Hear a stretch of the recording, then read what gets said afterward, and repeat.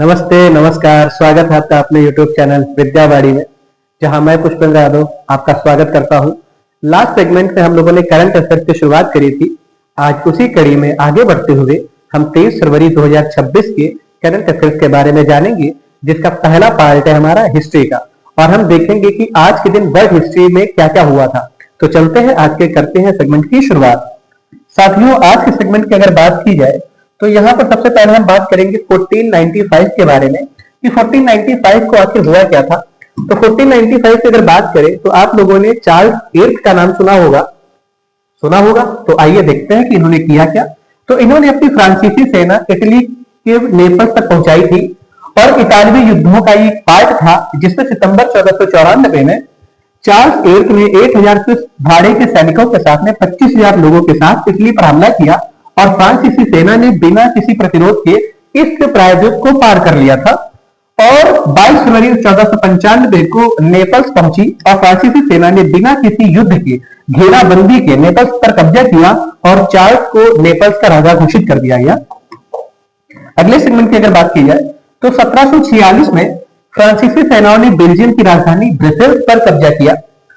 1746 में ऑस्ट्रियाई उत्तराधिकार के युद्ध के दौरान ब्रसेल्स पर फ्रांस ने कब्जा किया, लेकिन 3 साल बाद इसे वापस ऑस्ट्रिया को दिया गया, जो कि 1795 तक ऑस्ट्रिया के पास रहा, जब दक्षिणी नीदरलैंड पर फ्रांस ने कब्जा किया और उसे अपने कब्जे में ले लिया, और शहर डाइल विभाग का मुख्य स्थान बना दिया गया। इसके बाद साथियों 1845 में ईस्ट इंडिया कंपनी ने डच ईस्ट इंडिया कंपनी से 2 चीजें खरीदी, और वो हुगली यानी बंगाल से संबंधित है।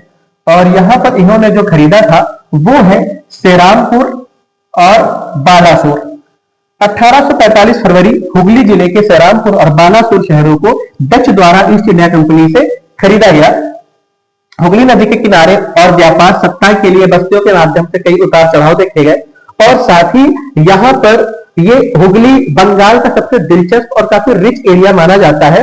और उस साल में पूरे भारत के अंदर ये जो एरिया था काफी इंटरेस्टिंग पार्ट था ईस्ट इंडिया कंपनी के लिए, या और भी लोगों के लिए जो भारत व्यापार करने के लिए आते थे। तो बस इतना ही है यहाँ से जानने के लिए। और अगली बात करते हैं 1907 यानी 1907 में लंदन में टैक्सी मीटर वाली पहली कैब का संचालन किया गया। 1907 से पहले लंदन में जितनी भी टैक्सी चलती थी उसमें ड्राइवर कितना किराया ले रहा है, क्यों ले रहा है, ऐसा कस्टमर को पता नहीं चल पाता था। इसलिए 1907 में पहली बार इस टैक्सी का संचालन किया गया।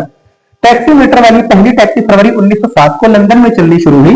इससे यात्रियों के लिए यह जानना आसान हो गया कि उनसे कितना किराया लिया जा रहा है। और आधुनिक टैक्सी मीटर का आविष्कार जिसने किया वो थे जर्मन फ्रेडरिक विल्हेम गुस्ताव ग्रोहन ने 1891 में किया। और 1907 में टैक्सी मीटर लगाना कंपलसरी किया गया, और टैक्सी मीटर से सुसज्जित कैब को टैक्सी कैब के रूप में जाना जाने लगा, जिसे आज की डेट में हम लोग टैक्सी के नाम से जानते हैं। जैसे आप लोग कभी भी किसी बड़े शहर दिल्ली मुंबई जाते होंगे तो आप लोग टैक्सी करके ही बुलाते हैं। तो टैक्सी की शुरुआत यहाँ से हुई, क्योंकि यहाँ पर मीटर लगा था। लास्ट अगर सेगमेंट की बात करें हम, तो यहाँ पर हमें देखना है कि जॉर्ज वाशिंगटन अमेरिका के पहले राष्ट्रपति बने 1731 में। जॉर्ज वाशिंगटन का जन्म फरवरी 1732 को हुआ।